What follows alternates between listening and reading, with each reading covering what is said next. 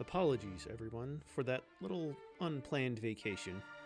But Bruce the Mechanical Shark is back in working order, so here we are again.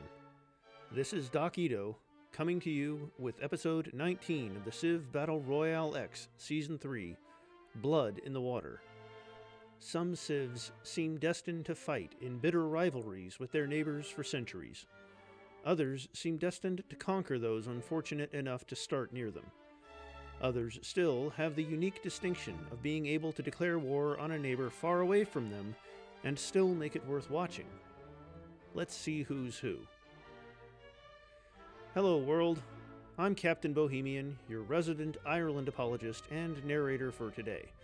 In this, our 19th episode of Seabrix Season 3, we watch as top-tier civilizations wage wars for supremacy, while others fight simply for relevancy. The Varayan map is, as always, quite beautiful. As the empty spaces begin to fill, we get a very clean look at the world. Well, minus that clump of Yugoslavia in Africa, and the Mojave city in Central Asia, and the... You know what? Never mind. Today, I'd like to give praise to the Seabrix 3 Schoolhouse series that has been happening on Reddit. ECH has made it their mission to bring all you fans of history and world cultures something to chew on every so often. Going in alphabetical order, they've most recently covered the Comanche and Iron Jacket, so that we may continue to love and learn about them even after being eliminated. Keep an eye out for more soon.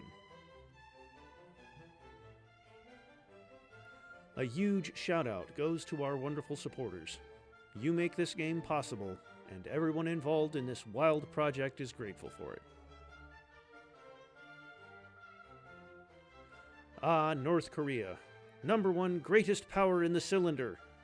Rumor has it glorious leader Kim Il-sung has already developed nuclear weapons and will soon be annexing all of Asia in the coming parts. Do not believe Tuvan propaganda. North Korea has always been ranked first.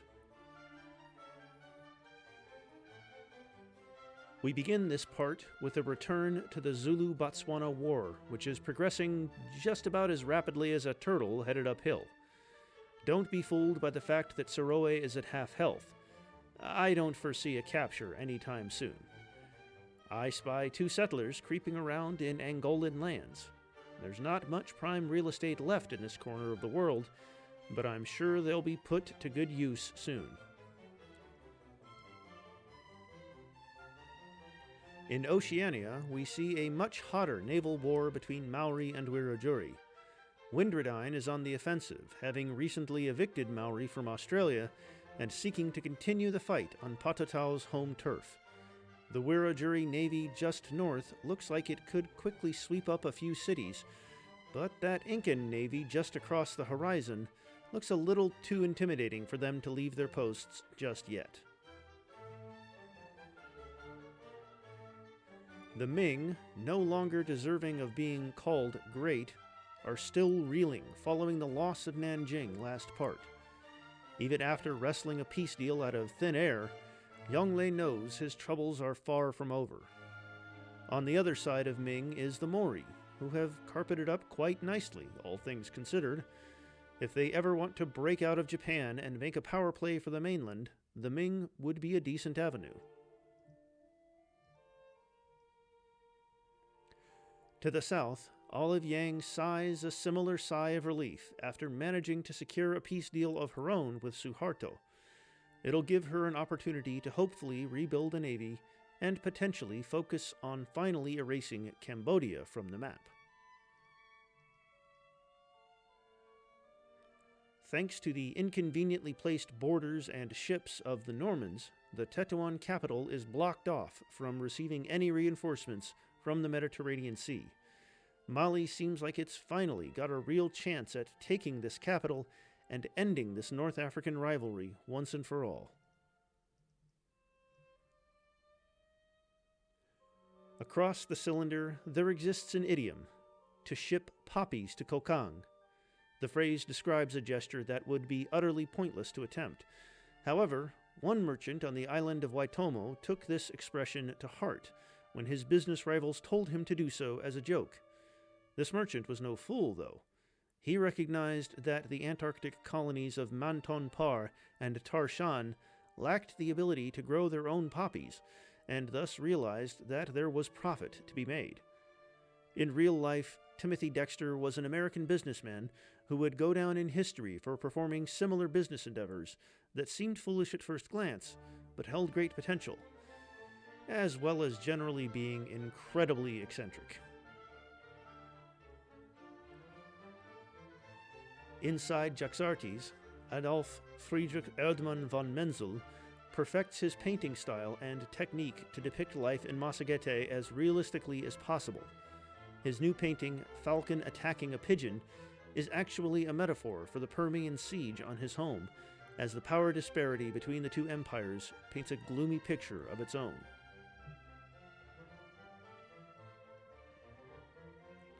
Ted Turner, real-life founder of TNT, TBS, and CNN, among other achievements, finds himself at the front line of the newly declared war between the Normans and Chad. He's likely helping to fund the war effort while also ensuring his networks have the best coverage of the conflict. Like it or not, violence equals views, and there's money to be made from wars. Jokes aside, this war was not a good call for the Normans. They have enough land units to defend Benevento and maybe enough to push into Auzul, but it will no doubt be a flip fest at best. At worst, however, they stand to be forced into flipping their coastal holdings. America and Greenland continue their naval skirmishes off the coast of Montpellier, while Ethan Allen tries his best to take notes and learn how to build and use a navy effectively. The various soldiers of Vermont go out on the coast for some swimming lessons, but are reminded not to go too far away and get caught in the crossfire of the war going on around them. Gediminas finally remembers that he's in a battle royale, and decides to shift the weight of his army eastward into Vladimir. Normally, this is the part where I'd worry that they were dividing up their military too much by actively laying siege to at least 4 cities in this shot. But honestly, I'd be surprised if Vladimir leaves this war with more than half of its current cities. Expect to see Rostov drop by the end of the part.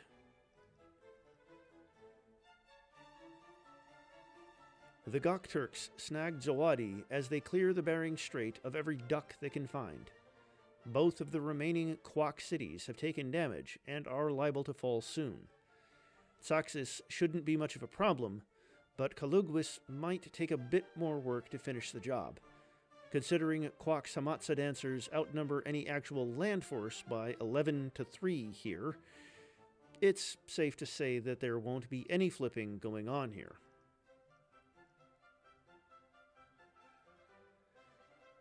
Last slide showed the declaration of war between Wiradjuri and the Inca, and here we see the beginning of what will undoubtedly be a war that shapes the future of Oceania. Pisac looks like it might be in trouble, but it's tough to say which way this war will go. Inca suffers from low production in all of these Polynesian islands, so it might be difficult for them to quickly deploy units to the front if they are lost. Meanwhile, Timor-Leste continues to work towards solidifying its Australian holdings in the former Yolngu lands. The Wiradjuri army isn't exactly the most intimidating at the moment, so it's likely that these cities will be staying red and yellow for now. Off the coast, Togo Heihachiro plots an offensive from the sea to claim the entire Australian continent for Wiradjuri. In real life, he was one of the greatest naval officers in Japanese history. Perhaps on the cylinder he can establish a similar legacy, but Marshal Admiral Marquis of Wagga Wagga doesn't quite roll off the tongue.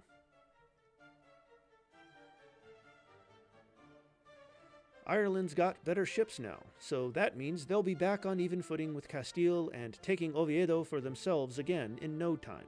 Heck, I bet this will finally be the drive they need to clean up the rest of the Emerald Isles and establish themselves as the powerhouse I know they can be. Michael Collins is probably plotting an invasion of the Anglo-Dutch, Castile, Brandenburg, and Greenland at the same time, right now. What's that? Denial? I'm not in denial. You're in denial. Eren Gorbra!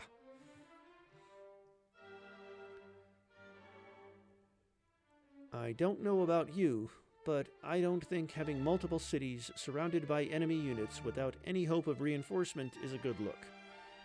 Vladimir looks increasingly in danger, while Lithuania has never looked better. Honestly, Vsevolod's best shot at staying alive might actually be to swipe at Perm.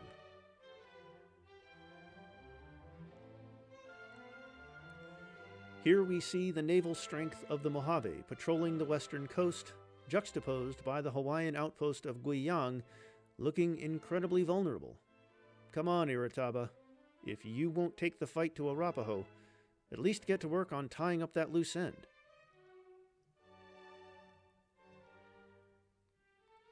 The Gok Turks have acquired a taste for duck, and they're hungry for more. Sadly for them, there's only one duck left to roast, and his name is Willy Seaweed. With nowhere left to turn, it seems his goose is truly cooked.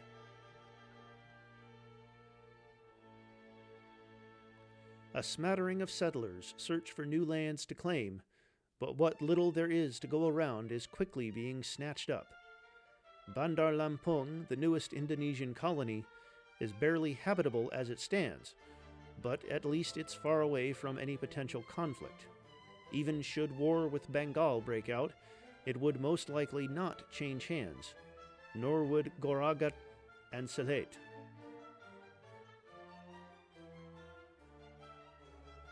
A wave of Perm's Batirs, a UU replacement for knights, rushes to Jaxartes in the hope to decapitate the Massagette.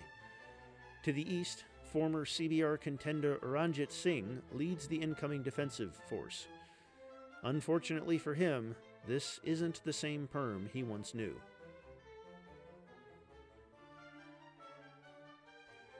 Turns out, Windradine is a merciful god, but a demanding one nevertheless.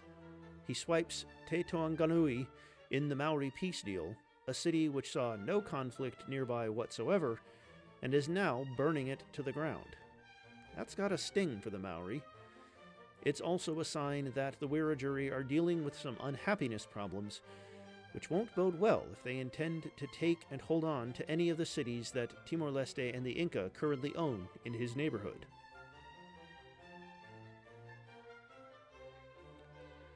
Yikes! That Kilwa Navy could deal some serious damage to the Zulu unless they shape up soon. Right now, Sechwayo seems more interested in sending workers to guard the coastline. Is it just me, or does Botswana actually have a bigger military than the Zulu here? Not that either side is doing much better here, of course. Still, I can't help but notice that the borders of Alundi are technically the front line now.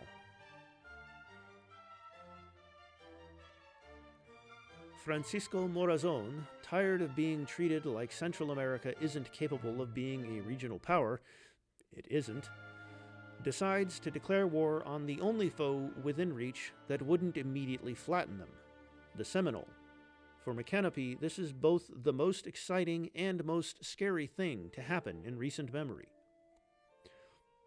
Perhaps Cuscahuila will finally fall, and Central America will finally claim some relevance in this game.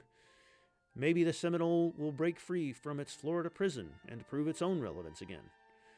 Personally, I don't see either side making any major gains or losses in this war, despite the Seminole clearly being outgunned and outmatched. They'll be a tough nut to crack by sea.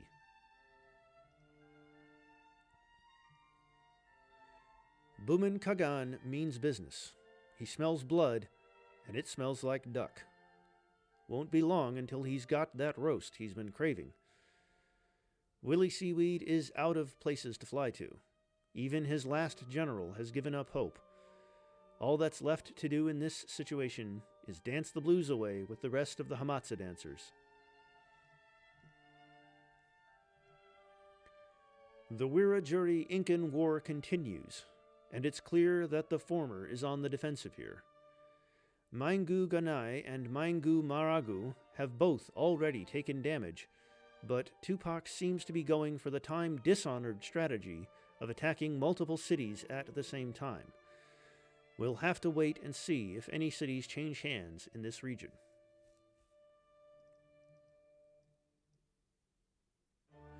Forget what I said at the start of this part. Saroe is now in prime flipping position. I'd wager Botswana will end with this city, barring any well-timed peace arrangements. But hey, I was wrong earlier too.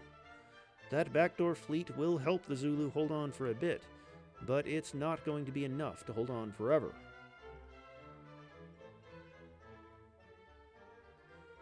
André Citroën, renowned French industrialist and founder of the automaker company that bears his name, finds himself in the Mojave exclave of Avimota. Unfortunately for him, there are no roads between cities here that could benefit from any automobiles, not to mention they haven't been invented yet.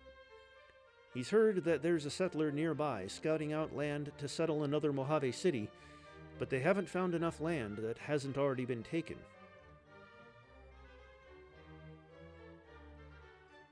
The Lithuanian horde continues putting the heat on Vladimir, and the cracks are becoming more apparent by the minute. Rostov and Ryazan are close to falling, and Yaroslavl has a snowball's chance in hell of getting any reinforcements from the Vladimir Corps. A brief glance at Yugoslavia's Saharan holdings reveal they're doing just about as well as one would expect two cities in the middle of the Sahara to do. A stiff breeze from any of the immediate neighbors could do irreversible damage and give someone else a leg up in the ever-changing war for African dominance.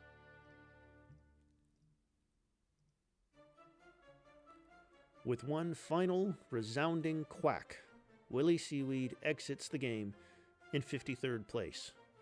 Buman Kagan celebrates by hosting a large dinner banquet with duck as the main course.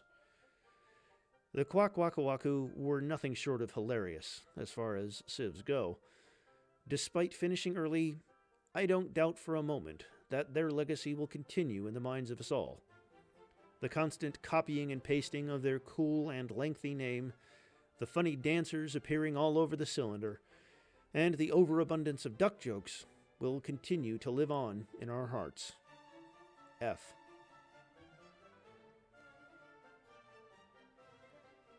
The citizens of Chad hear of a wonderful duck banquet being held halfway across the cylinder and begin craving duck themselves.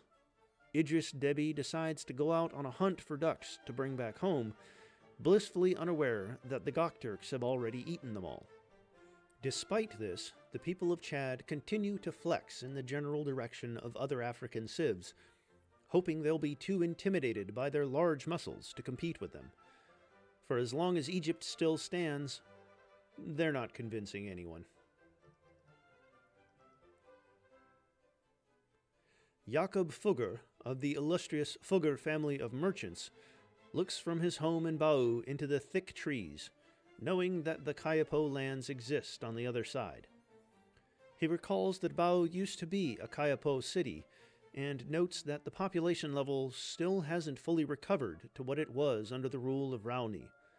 He sighs as he travels to work, hoping that the Muisca can pull itself out of the recent production slump it's been in as of late.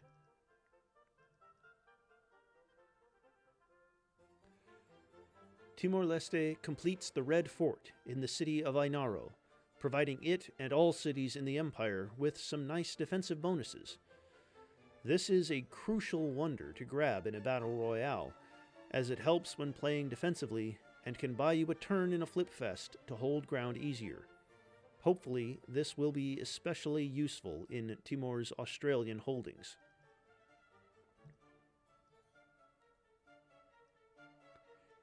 Ted Turner, realizing that the front line of a war is not a good place to be long-term, pulls back and heads for the sea. Unfortunately for the Normans, it seems the rest of their army came to the same conclusion. Aren't they supposed to be at war with Chad right now? Did their flexing really intimidate them that much?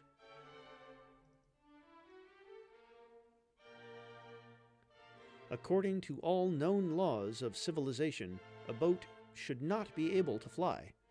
Its sails are too small to get its fat little hull out of the water. The boat, of course, flies anyway because Suharto doesn't care what Sid Meier thinks is impossible. I'm not sure if you've noticed, but a lot of random civs have been declaring war on Tomyris recently. Perhaps they're the new Kilwa in that regard, which is funny because I'm pretty sure Kilwa is one of the other random civs that declared a war on her. Lu Wangcheng begins preparing his latest composition, Autumn Moon Over Calm Jungle, from the megacity of Kromoro. As per usual, the jungles here are indeed calm. Perhaps a bit too calm. If Kayapo decided to actually take its tech lead and convert it into military strength, there'd be a lot more discussion about who deserves to be called the best civ of South America.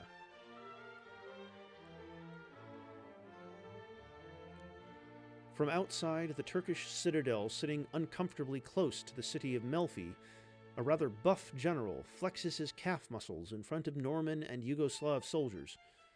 Much like the people of Chad, Leonidas recognizes the power of intimidation and physical exercise, vowing to train all Turkish soldiers to never skip leg day.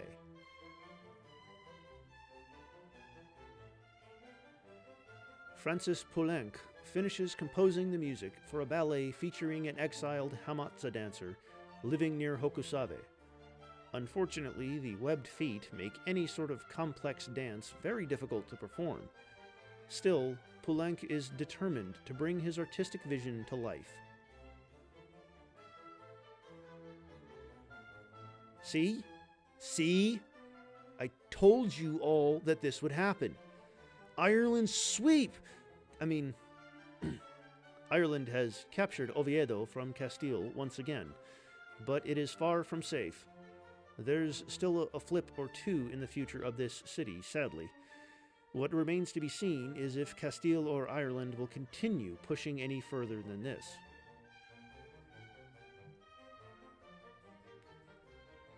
Two cities captured, two cities set to the torch. Meanwhile, budding animator Walt Disney begins sketching his idea for a new character to be the lead for his latest cartoon. After hearing a story about a bunch of silly dancing ducks, he decides to make his lead character a duck that works on a privateer. Now, what to name him? War were declared. The Cree line up on the border of Philadelphia and prepare to lay siege upon it. Without open borders with the Arapaho, the city will be quite difficult for Roosevelt to reinforce. Gelawdewos, a 16th century emperor of Ethiopia in our timeline, looks out over the Chilean army from on top of a hill, admiring the potential all around him. The easiest avenue for expansion lies in Rio de la Plata to the northeast, but all those crossbows won't exactly be taking any cities by themselves anytime soon.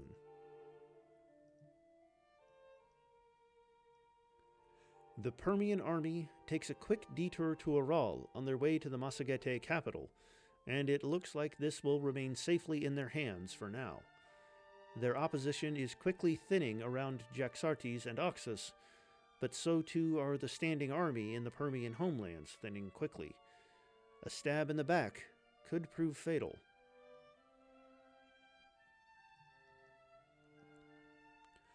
Huang Gongwang looks out over the coast of Florida, painting the landscape with dry brush strokes and light ink washes, blissfully unaware that Mechanope just declared war on America.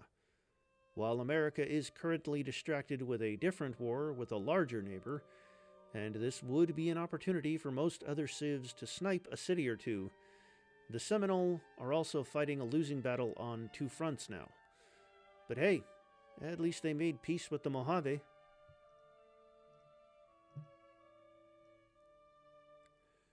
A brief look at the religion map shows us a much cleaner map of the world, with most regions filled and most borders solidified.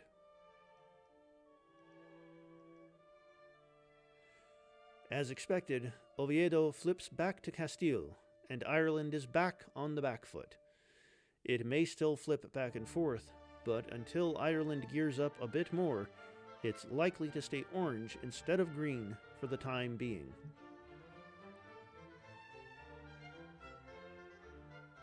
A glimpse at the Pandya Empire shows that their unsightly Afghan tumor continues to grow unimpeded in the middle of their core territory. Instead of dealing with it, Ali Rani would rather declare war on Perm and prove she's not afraid to assert her dominance. Fortunately for her, the bear she just poked is separated from her by said Afghan menace, so it's likely a meaningless gesture.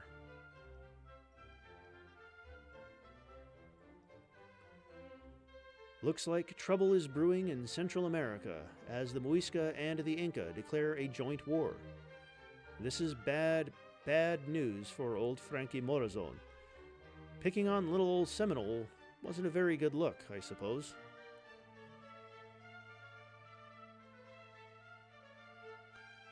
Jaxartes is holding on for now, but Oxus is really feeling the pressure as Perm continues to push.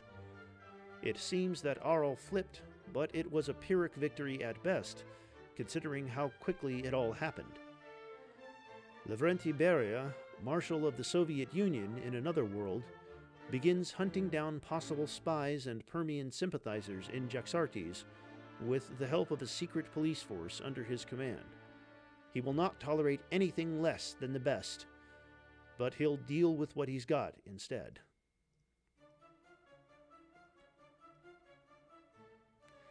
The Timorese cities in Australia hold strong, but not without opposition. The Wiradjuri continue to siege Yirlakala to little avail, but Galiwinku is close to falling. Every turn counts in this war if Timor wants to maintain these holdings.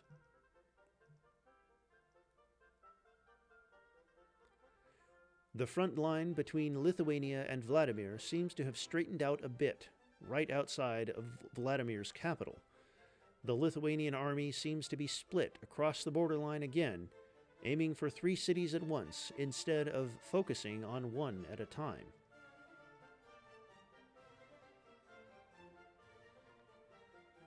Greenland and America shake hands after Holsteinsborg is handed over to Roosevelt.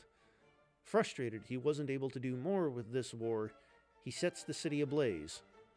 Maybe that Vermont settler will be able to squeeze into the void it leaves behind?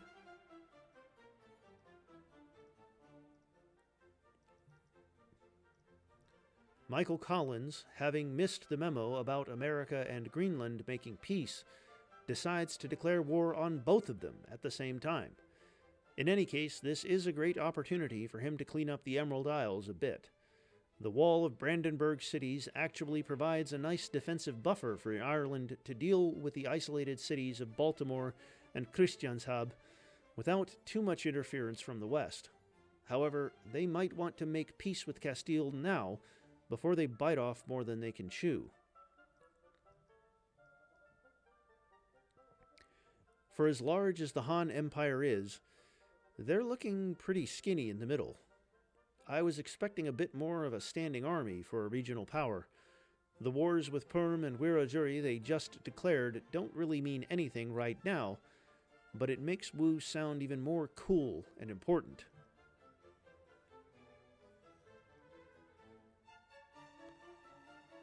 Ireland stays winning by retaking Oviedo, and it seems like they might be able to hold it this time. Maybe after another flip or two, of course. They really should be focusing more on cleaning the home islands instead of this one city in Brittany, though. As long as the Anglo-Dutch and Brandenburg stay out of this war, they might just make it out of these wars in marginally better shape than when they entered it.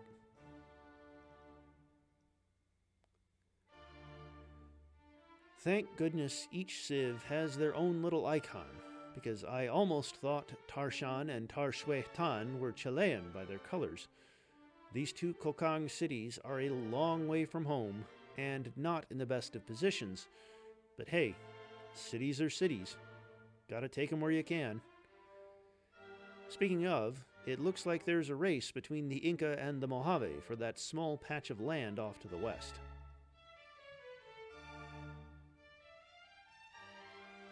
Now this is a juicy war declaration.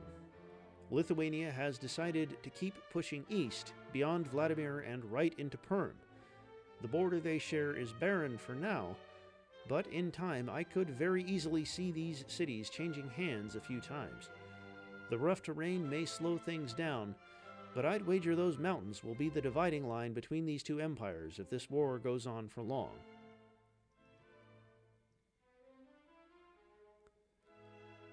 Speaking of Lithuania and Vladimir, it seems Yaroslavl is still hanging on. Turns out using nothing but knights to attack a city isn't a very effective strategy, especially when half of them are stuck in the water.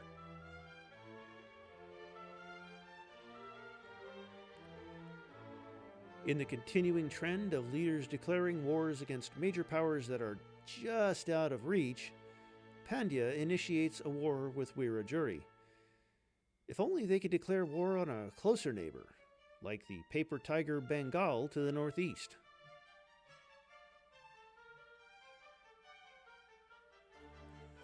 Another irrelevant war declaration, this time from the Ainu to Central America.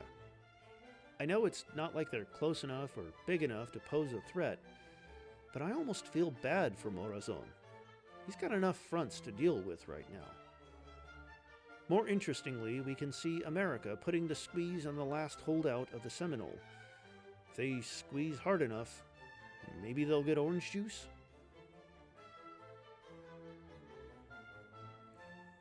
It seems that the Cree have also joined in on the Central American dogpile of war declarations, more as a gesture of solidarity with other nations than for any real intent to conquer them. Poundmaker is more focused on his war with America. Philadelphia is still at full health, but I don't foresee it staying that way for long.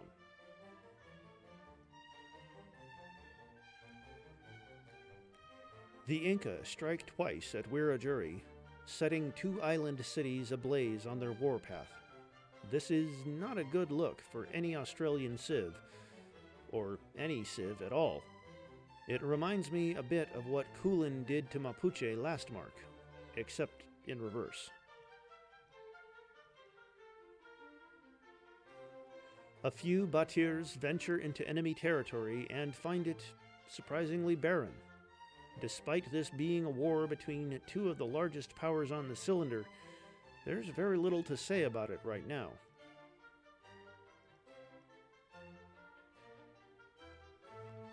Gabe Newell, a pioneering man named after the city of Gaborone, is rumored to be developing some sort of steam engine, but no one's really sure what that is just yet. Despite his brilliant mind, he is accused of being a Zulu sympathizer for suggesting that there are too many cities in Botswana's empire. Don't be so hard on him, guys. It's just that he can't count to 3.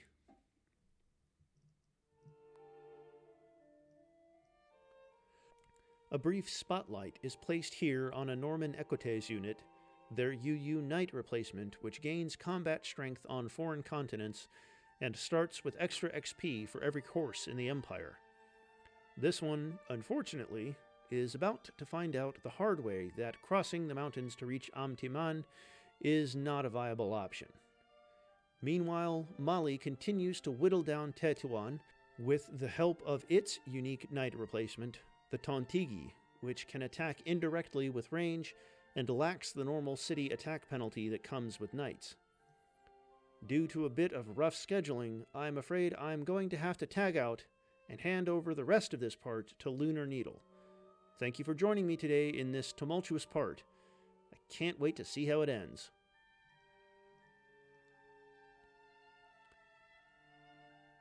Lunar Needle cuttin', ayy! Azike strikes hard while the iron is hot with an impressive army buildup. Get your units east now, Tamiris, or you may find a Permian megacity where your former capital once stood. Also, Kayapo makes a cool building and pings everyone. Most people leave the message on read. Devastating.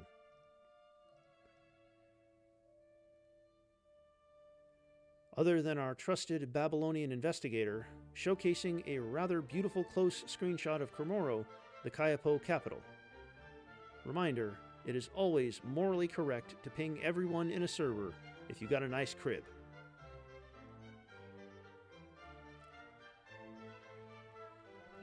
Fun fact, the Seminole War began in 1817 in OTL. Good news for fellow Floridians is that they seem to not understand catapults, else this would be over. But let's be honest, even if peace were declared, the expansion avenues for the Seminole are nil. There's no Everglades in this universe.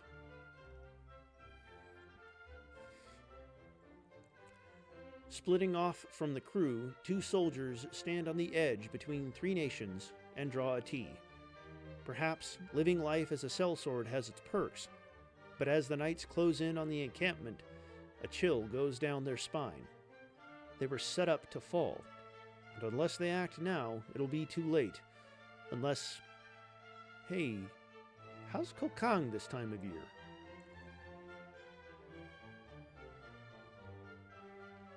Beautiful shot of the Arctic core of... Check's notes. The Gokturks? Wait, is that out of date? Oh, I thought they were Kree, not Gokturks. Oh, so going all in on the CBR stock game with Kree was not a good idea. Got it. All right, lessons learned. Keep taking names, Gokturks.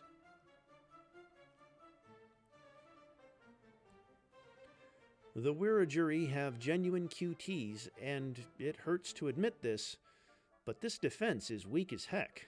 A thin armada remains north of Wagga Wagga on the left side of the screen, but on the right side, oh lord, Inca might completely relocate their industrial center to Australia at this rate.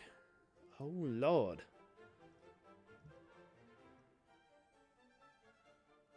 Two surprisingly equal armies square off. With only two tiles to be able to attack, Central America might be able to actually win this trade, and with a top-heavy navy push on a one tile, might actually be able to capture both northern coastal cities. Although I think the amount of unit damage might flip the tide of battle. I think. Regardless, these two low-tier powers have a lot of interesting movement potential. All Caribbean major power defenses are stripped from the nearby war with the Seminole. America is overstretched, and there's mid-tier powers everywhere. If ever there was a zero-to-hero story, it'd happen here and now.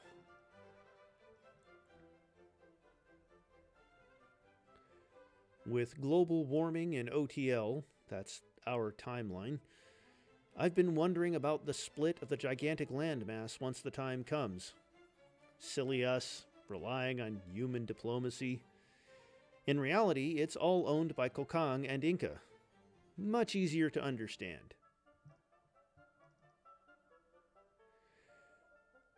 Yes, Yemen, I'll acknowledge you exist too.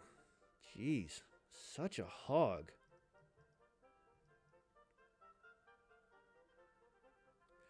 As a tester of CBR Season 3 and runner of Season 2 Part 2, you have no idea how happy I am to see something here instead of tribes. A lot of nice based governments here. Having more peasants than kings is always a good day for me. The real kings, queens, or monarchs are the chads who are reading this. Even you, Dakito. Stay humble. Aw, shucks.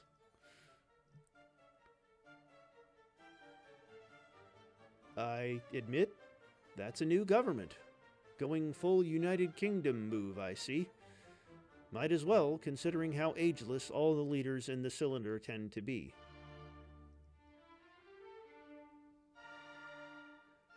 Tomyris the Restorer, Captain of the People and Pasha of the Masagete. I don't know. That name just begged to be repeated. And it might not be around long. So, yeah.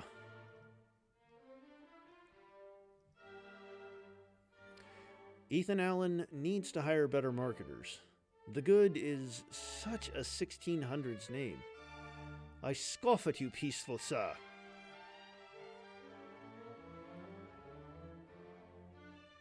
This is cool. No words, just really cool to see. I don't think I've seen that flag aside from communist nations late game as detailed above some time ago. I saw all of these nations as eternal tribes. So glad to see that bug being exclusive to my copy.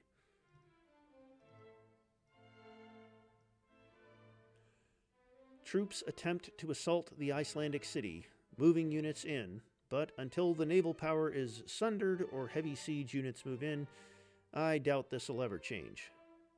Maybe Michael Collins is farming EXP. I don't know. Yaroslavl, I always mispronounce as Yugoslavl, even if it makes no sense. I mean, I like the name, but the map is prettier now, and for that we are all grateful.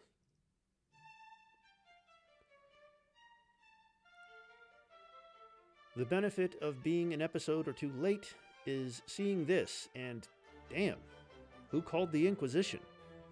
Seems like their last major city, too.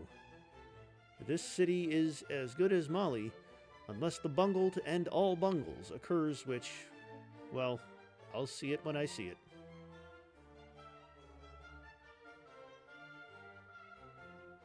The artist named Camille Pissarro spawned in a very unfriendly place. Like the Luxembourg of Asia, from all sides are some very expansion-focused nations with no slim pickings nearby, unless you count the one tile between Cavite El Viejo and Bandung, which I don't.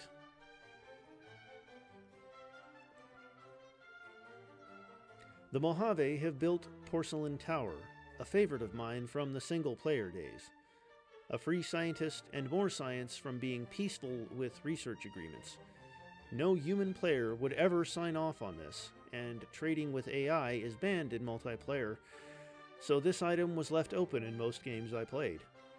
Oh, and it might help them build up their military, as science does directly translate to battle power, provided you got the coin. Thankfully, Mojave is rich right now, so let's hope they begin spamming those notifications out yesterday, so they can have a chance as the continent begins to get unified.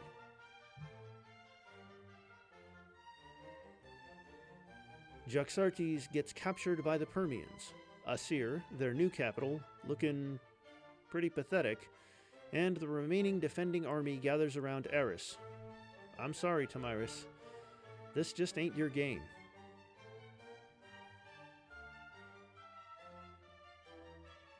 The best part about the Barren North early on is there's no value in defending these cities up until future era rockets these cities into population scales past OTL Tokyo.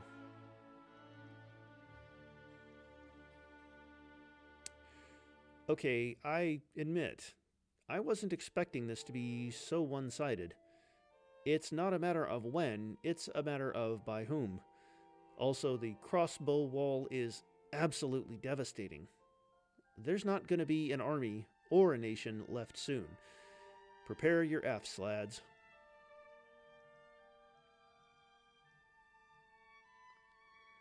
Thought I'd dump my ending bit here in case Bohemian doesn't do one. The game is heating up hard, with many empires blobbing up and defeating those who have no chance. Seminole getting closed in, Massaguete being pinched in, Mali lording over Tetuan, and weak borders being challenged.